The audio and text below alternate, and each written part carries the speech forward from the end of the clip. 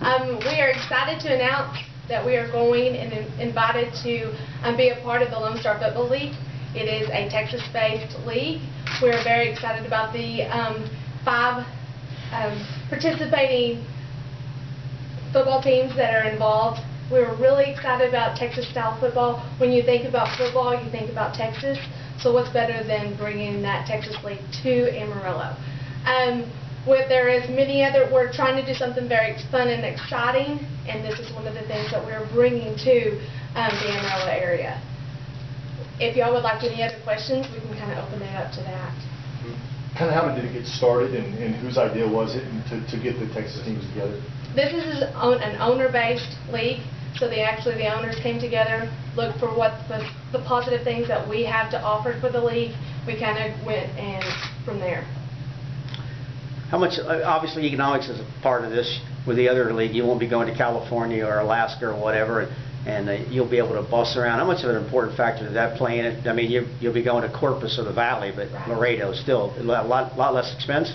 Well, the travel, Amarillo probably has the highest travel in the league at this point. What they're basing on is San Angelo is the center of Texas. So if anybody decides to come, and there's a lot of people actually excited about the newness of the league, and it's about 14 hours is what we're basing from San Angelo. So the affordability and the travel, yeah, that was one deciding factor, but probably the main deciding factor is keeping the excitement of Texas football here in Amarillo. You think as far as the recruiting, so to speak, getting the players to come here and all that, will improve with the guys, especially in Texas?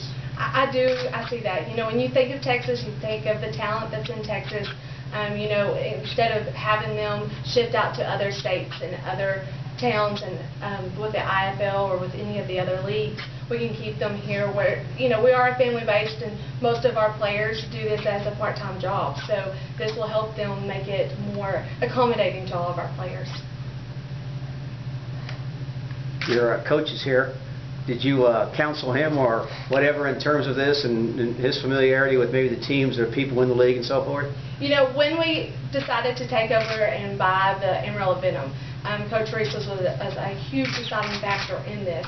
So we did bring him in on it, make sure he was okay with the transition, and all the players are kind of accommodating and wanting this to work. So they are willing to do what it takes to keep football in a positive and bring a championship here to Amarillo.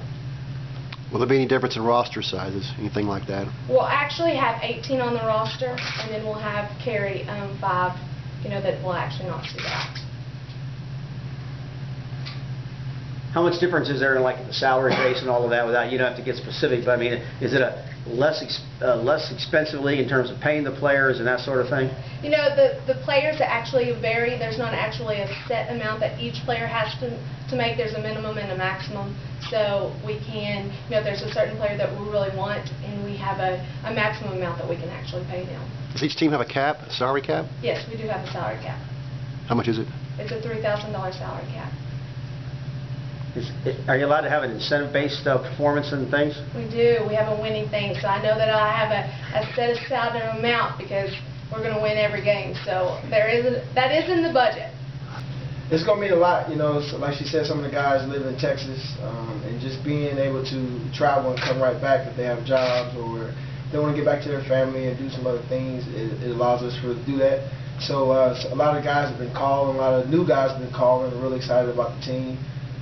They're really excited about playing football, so it's just a matter of getting everybody in here and everybody on the same page, and getting something done and get a win on the board. What about in terms of players or people involved in the league, coaches or players? On some of the other teams, have you done some research to find out, some guys you may already know you're going to be coaching against, or players and all that sort of stuff? Yeah, I talked to some of the coaches. They actually contacted me. Just to make sure I was comfortable and let me know some of the rules of this league before everything took off, and they wanted to make sure I understood and different situations that I'll be allowed to do to make it work. So they've been real helpful. The teams basically almost going back to 2004 as far as where the teams are and their locations and the rules and everything. So we're really excited about it.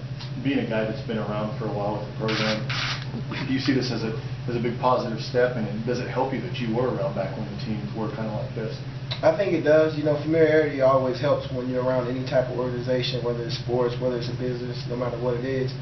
And being fortunate to be coached and managed by some really good people, like, you know, starting off with Coach Carthel and other coaches that I've played it for and against, just to, you know, their wisdom, everything bringing in, that helped me to retain it. So I'm able to express it to, you know, my teammates, well, the players now, but being able to have that respect factor amongst the teammates that I did have playing football, and them accepting me as a coach really helped out last year. So I'm looking to bring that.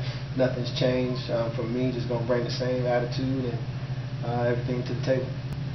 You're going to be the quarterback, right? Negative.